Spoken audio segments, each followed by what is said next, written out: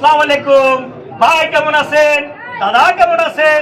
দিদি কেমন আছেন? ঘরে কি খবর? এই কথা বলিয়া ভোট দিতে হইবে, দমক দিয়া ভোট নেওয়া যাইবে না। বুঝাইতে পারছি? বললেন যে ওই জামাত ইসলামী যেমনে আসছে আপনারা এমনি আসিয়েন, নইলে হবে না। আর না হইলে কি একটা লাল কার্ড। লাল কার্ড বুঝেন তো? খেলার মাঠে বেশি হুলস্থুল করলে প্রথমে একটা হলুদ কার্ড। বাংলাদেশের বহুত কেউ হলুদ কার্ড খাই ফেলছে, কেউ নিজের ভাড়ি তুম খাইছে, কেউ অন্য ভাড়ি তুম খাইছে। হলুদ কার্ড কিন্তু 2 বা 3 বার যখন খায় তখন আসে কি লাল কার্ড। আমরা এখন লাল কার্ড লো রেডি আছি, ফুচাল বাজারে সাথে সাথে হাত তুলে দিবেন, লাল কার্ড দেখাই দিব।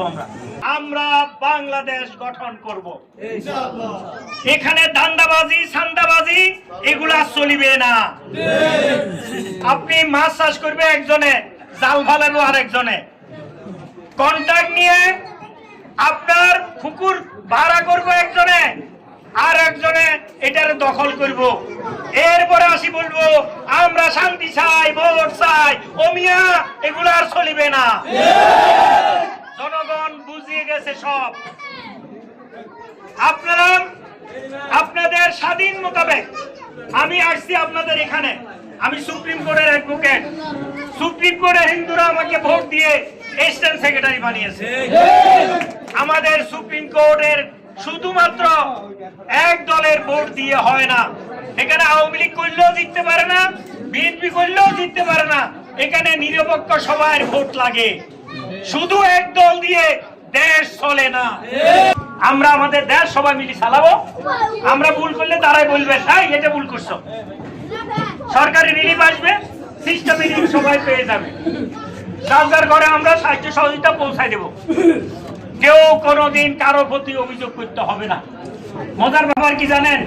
আমাদের এই নেতাদেরকে যদি 1 লাখ টাকা দেয়া হয়, 20,000 টাকা পকেটে যোগ করি 1,20,000 টাকার কাজ করে। আর ওদের কাছে 1 লাখ টাকা আসলে আমরা একটা হিসাব করে দেখেছি সর্বোচ্চ 60,000 টাকার কাজ হয়। এই জন্য বাজার আসে, উন্নয়ন নাই। আপনারা দেখেন এই জেলে ভাড়া আমি সবগুলোতে গেছি, সব জেলেরা আমার সমর্থন করতেছে। কারণটা কি? এটা কারণ দেখেন, আপনাদের এখানে জাল আছে, এই আছে। বছরে 3 মাস আমাদের রাষ্ট্রীয় আইন আছে, মাছ ধরা যায় না। তখন পুলিশ আসে, জাল নিয়ে যায়, অ্যারেস্ট করে ফেলে, করে না? আমি বললাম যে ঠিক আছে, আমাদের পেশা হলো কি মাছ ধরা। যদি 3 মাস আমি মাছ না ধরি, ওই 3 মাস খাবো কি? আমাদের আইনে এটা বলা নাই। আমি বলে দিয়েছি আইন সংশোধন হবে, যদি মাছ ধরা বন্ধ থাকে রাষ্ট্রীয়ভাবে ওই 3 মাস আপনাদের জন্য ডাইল চাইল্ড রেশনের ব্যবস্থা করা হবে। এই খবর সারা বাংলাদেশের সব জেলেরা জেনে গেছে। মনে করছি এটা শুধু বীরেশ্বরের জন্য না, এটা যদি হয় তাহলে বাংলাদেশের সব জেলেদের জন্য হবে। তাহলে আপনারা বীরেশ্বরের মানুষ যদি সাইফুর রহমানকে সামনে নিয়ে যান, সারা বাংলাদেশের জেলেদের নেতৃত্বে চলে যাবে বীরেশ্বরের জেলেগুলো। তাহলে আপনারা সবাই নেতা হয়ে যেতে পারবেন। কারণ এই সুযোগ আপনার আত্মীয় যারা আছে কক্সবাজার, চট্টগ্রাম, মাসি দিদিদের কারো বাড়ি কি চিটাঙ্গে আছে নাকি? এখানে বিয়ে করছেন না আপনারা? কার কারণ কি? তারা যখন আমরা শুদ্ধ ভাষায় কথা বলি আর দিদি হলো হতে কি কয় হয়তো বুঝি না পারে, মাঝে মধ্যে সাতগাইয়া হতে হম করে। তো আজ জেলে ভাই বোন যারা আসন বেকুনের মিলে আর অনুরোধ আর একটা আইন ফাঁস করছুন, যেতে মাছ ধরা বন্ধ তাইব, এতে রেশনের ব্যবস্থা হইব। আমরা আইনের শাসন প্রতিষ্ঠা করব। সরকারি ভাবে কিছু ঘর আসছে, আপনারা জানেন বীরেশ্বরে বহু জায়গায় এরকম ঘর বানছে। এই জেলে বেড়াতে কাউকে ঘর দিয়েছে? তো আমরা হিসাব করে দেখছি বা বীরেশ্বরের গরিব শ্রেণীর ভিতরে সবার আগে হলো জেলেরা। মুসলমানদের ভিতরে আমরা দেখেছি হয়তো এক বাড়ির ভিতরে একজন এরকম আছে, কিন্তু একটা পাড়ার ভিতরে সবাই গরিব শ্রেণীর, শুধুমাত্র জেলেরা। আমরা একসাথে থাকবো, একসাথে বসবাস করব, দেশটাকে একসাথে গড়ে তুলব। রাজি আছেন? আপনারা এখানে 2টা বোর্ড হবে। একটা বোর্ড হইব হা নার ভিতরে হা, আর একটা বোর্ড হবে দাড়ি পাল্লা মার্কা। হা তো ভোট পাইবেন, দাড়ি পাল্লা তো ভোট পাইবেন না বলতে মিরেশ্বরাইতে কিচ্ছু নাই। মিরেশ্বরাইতে কি সব হ্যাঁ, কি হ্যাঁ। জাতীয় সংসদও বললে হ্যাঁ না না, সবাই কি বলে হ্যাঁ হ্যাঁ হ্যাঁ, জয়যুক্ত হয়েছে ইনশাআল্লাহ। মিরেশ্বরাইতে হ্যাঁ জয়যুক্ত হয়েছে। বেশি কোনো কথার দরকার নাই, ভালো থাকবেন, দেখা হবে, কাউকে ভয় করবেন না। লগি বইটা তো আপনারা আগে থেকে শিখছেন, জেলে বাড়িতে কেউ যদি মাস্তানি করতে আসে লগি বইটা ঠিকঠাক মতো ধরে নেবেন, ঠিক হয়ে যাবে, একদম ঠিক হয়ে যাবে। কেউ যদি একদিকে চোখ তাকায় আপনি দুইটা তাকাই দিবেন।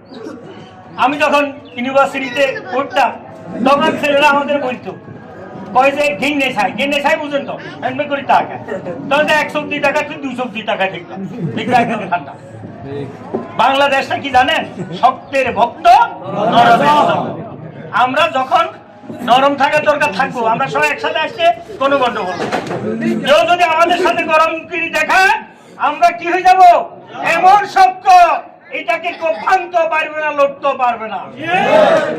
এটা হলো আমাদের নীতি, এটা আমাদেরকে আল্লাহ শিখিয়েছে, আমাদের কোরআনে এগুলো আছে। যার যেটা সেটা পালন করবেন।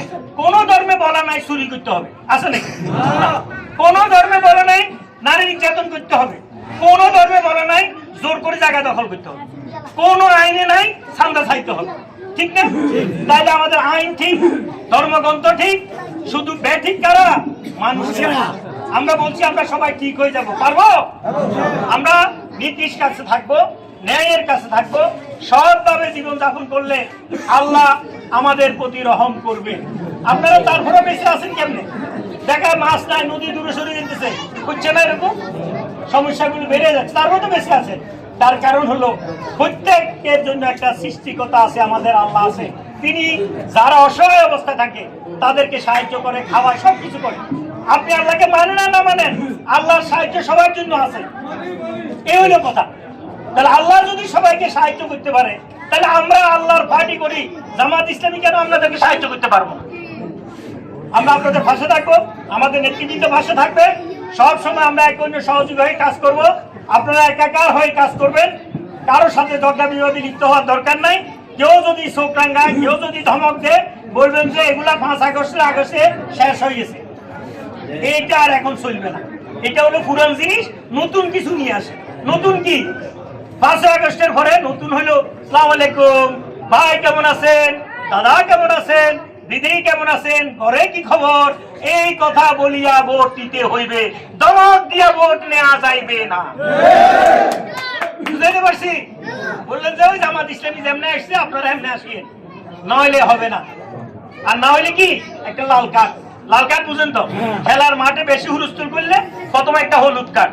বাংলাদেশের বহুত কেউ হলুদ কার্ড খাই ফেলছে, কেউ নিজের ভাড়ি তুন খাইছে, কেউ অন্য ভাড়ি তুন খাইছে। হলুদ কার্ড কিন্তু 2 বার 3 বার যখন খায় তখন আসে কি, লাল কার্ড।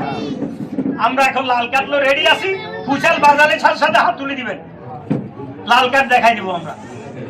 আমরা ভালো থাকবো, আপনারা ভালো থাকবেন, ভোট হবে ভালোভাবে, দেখা হবে, আনন্দ উৎসব করবো আমরা একসাথে। সবাইকে অনেক অনেক ধন্যবাদ, শুভকামনা।